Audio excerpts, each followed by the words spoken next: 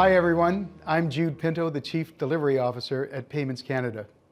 Welcome to another one of our video series updates on the Real-Time Rail program, and Happy New Year everyone. This session, I'd like to talk to you about some important accomplishments over the last quarter, highlight what's next in the next quarter, and talk about some important evolution in the ecosystem both in Canada and what we're seeing globally. Let me start by talking about the accomplishments over the last quarter. Our last quarterly update was in October.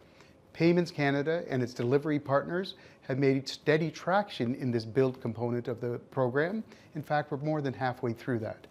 It includes the exchange component on a common infrastructure, and it includes readiness of e-transfer to be able to use the new clearing and settlement system.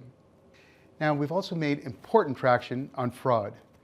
That includes getting to consensus on high-level requirements from our members and participants.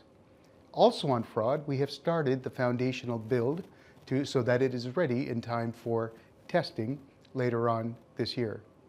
We are working also on the technical and operational requirements within our participants so that they understand how their fraud processes will best intersect with the new capabilities, and they can design their risk and management processes accordingly. Let's talk next about what we're doing this quarter in the RTR program. This is Q1 of 2025. It will be marked by continued focus, delivery, and discipline, and continued traction towards the milestones we've set for ourselves. These include delivering on our technical build milestones. It also includes preparation for the important testing phase to follow. That requires finalization of test strategy, test tools, test approaches, test participants. We'll also be increasing member direct engagement in their awareness of the program so that they can understand what's being done this year and get ready for their own participation in industry testing, which will follow.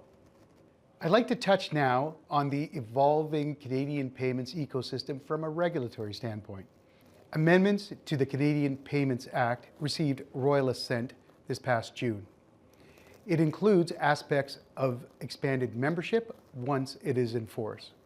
This expanded membership includes categories for PSPs, or payment service providers, who will be also regulated under something called the Retail Payments Activities Act.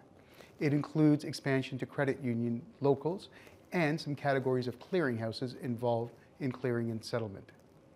The Bank of Canada has completed recently its registration process under the RPAA, and it will be important to watch how this unfolds over the coming quarters. Lastly, I'd like to talk about a little bit what's going on elsewhere in the world.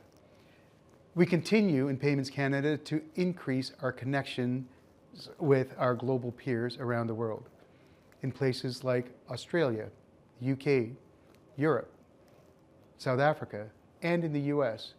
We garner from lessons learned, we identify trends together, and we can extract from that the important elements that will shape a uniquely Canadian evolution of our ecosystem.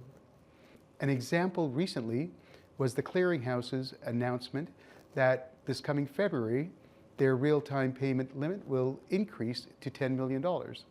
That spawns all kinds of innovative thinking amongst members and participants on how to take advantage of those type of limits in a real-time system.